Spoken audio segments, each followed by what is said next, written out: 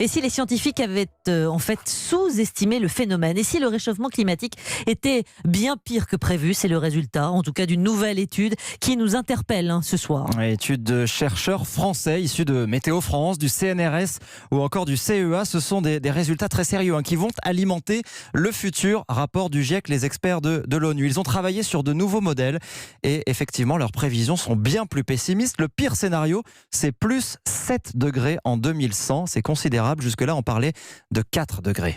Bonsoir Olivier Boucher. Bonsoir. Vous êtes directeur de recherche au CNRS, climatologue au laboratoire de météorologie à l'Institut Simon Laplace. Vous avez participé à ces travaux. Des projections bien plus pessimistes, donc c'est vraiment la mauvaise nouvelle du jour. Cela veut dire quoi? Que se passe-t-il? Quelles sont les mesures qu'il faut prendre s'il est encore temps?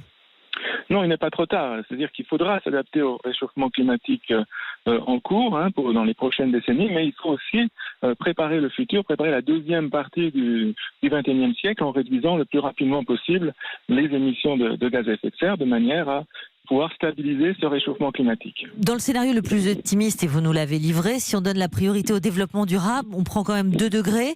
Ça implique que des technologies qui ne sont pas encore là, dont on ne dispose pas encore?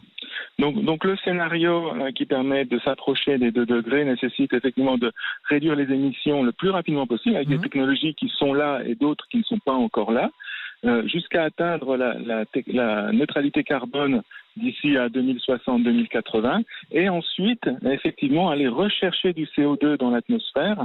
C'est ce qu'on appelle les émissions négatives, où il s'agit de capter le CO2 et l'enfouir sous terre avec des technologies dont on a une idée de ce qu'elles pourraient être, mais dont on ne sait pas trop si elles peuvent être mises à l'échelle pour avoir un tel impact sur le climat. Concrètement, Olivier Boucher, quel type de scène? On a vu évidemment la canicule de 2003 qui avait tué 15 000 personnes dans l'Hexagone. Ça deviendrait la norme dans les années 2050, par exemple?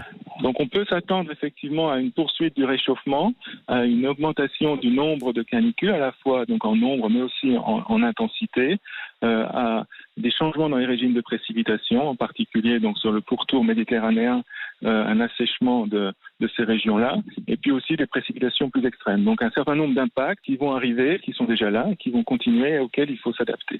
Merci beaucoup Olivier Boucher. Je rappelle que vous êtes directeur de recherche, entre autres au CNRS, avec du coup ces nouvelles projections scientifiques très alarmantes. Merci beaucoup.